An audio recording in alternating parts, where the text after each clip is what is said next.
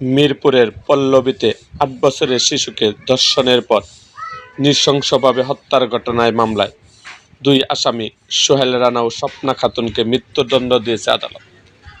আজ রবিবার ৭ই জুন ঢাকা মহানগর শিশু সহিংসতা দমন ট্রাইব্যুনালের বিচারক মাসরুর সালিকিন এই রায় ঘোষণা করেন। নারী ও শিশু নির্যাতন দমন আইনের ৯(২) ধারার আসামিদের সর্বোচ্চ সাজা মৃত্যুদণ্ড দেওয়া হয়েছে। দণ্ডের পাশাপাশি আসামি সোহেলকে ৫ লাখ টাকা অর্থদণ্ড দেওয়া হয়। অপরদিকে আসামি স্বপ্নাকে দণ্ডের পাশাপাশি ২ লাখ টাকা অর্থদণ্ড দেওয়া হয়। অর্থদণ্ড ভিকটিম রামিসার আইনগত উত্তরাধিকারীরা পাবে। ক্ষতিপূরণ না দিলে আসামিদের অস্থাবর সম্পত্তি নিলামে বিক্রি করে ভিকটিম মৃত রামিসার আইনগত উত্তরাধিকারকে দেওয়ার নির্দেশ দিয়েছে আদালত। রায় ঘোষণা উপলক্ষে সকালে মামলার প্রধান আসামি সোহেল রানাকে কেরানীগঞ্জ কেন্দ্রীয় কারাগার এবং তার স্ত্রী স্বপ্না আক্তারকে কাশিমপুর কেন্দ্রীয় কারাগার থেকে ঢাকায় আদালতে আনা হয়। এর আগে গত বৃহস্পতিবার ৪ঠা জুন মামলার যুক্তিতর্ক উপস্থাপন শেষে রায়ের জন্য আজকের দিন ধার্য করেছিল আদালত। মামলার অভিযোগ থেকে জানা যায়, রামিসা পপুলার মডেল হাই স্কুলের ২য় শ্রেণীর ছাত্রী ছিল। গত ১৯শে মে সকাল ৯:৩০টার দিকে সে ঘর থেকে বের হলে স্বপ্না তাকে কৌশলে নিজের কক্ষে নিয়ে যায়। সেদিন সকাল ১০:৩০টার দিকে রামিসাকে স্কুল পাঠানোর জন্য খোঁজাখুঁজি শুরু করেন তার মা। এক পর্যায়ে আসামিদের কক্ষের সামনে শিশুটির জুতা দেখতে পান।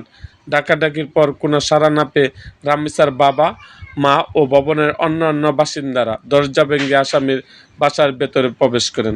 সেখানে তারা শিশুটির খণ্ডিত মরদেহ দেখতে পান। এরপর জাতীয় জরুরি সেবা ৯৯৯ এর মাধ্যমে খবর পেয়ে পুলিশ ঘটনাস্থলে গিয়ে স্বপ্নাকে হেফাজতে নেয়। পরে তথ্য প্রযুক্তির সহায়তা নারায়ণগঞ্জের ফতুল্লা থানার সামন থেকে সোহেল রানাকে গ্রেপ্তার করা হয়। এ ঘটনায় ২০ মে রামিসার বাবা আব্দুল হান্নান মোল্লা পল্লবী থানায় একটি মামলা দায়ের করেন। মামলায় সোহেল রানা ও তার স্ত্রী স্বপ্না আক্তারকে আসামি করা হয়। পরে পুলিশ তাদের গ্রেপ্তার করে।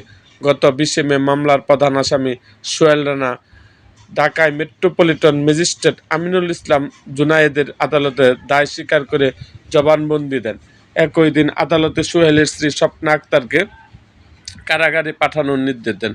তদন্ত শেষে ২৪ মে মামলার তদন্তকারী কর্মকর্তা ও পল্লবী থানার SI Ohiduzzaman Dhaka metropolitan magistrate Ashraful হকের আদালতে তাদের বিরুদ্ধে চার্জশিট দাখিল করেন। একই দিনে ঢাকা মহানগর শিশু সহিংসতা দমন ট্রাইব্যুনালের বিচারক মাসরুর সালিকিন চার্জশিট আমলে নেন। গত ১ জুন বিচারক মাসরুর সালিকিন আসামিদের বিরুদ্ধে অভিযোগ গঠন করেন। মামলার চার্জশিটভুক্ত ১৮ সাক্ষীর মধ্যে ১৬ জনই ট্রাইব্যুনালে সাক্ষী দিয়েছেন। আজ এই রায় দিয়েছে আদালত। এরকম আরও ভিডিও পেতে আমাদের মুক্তাগাছার ইতিহাস মিডিয়া ইউটিউব চ্যানেলটিকে সাবস্ক্রাইব করুন এবং পাশে থাকা বেল আইকনটি বাজিয়ে দিন।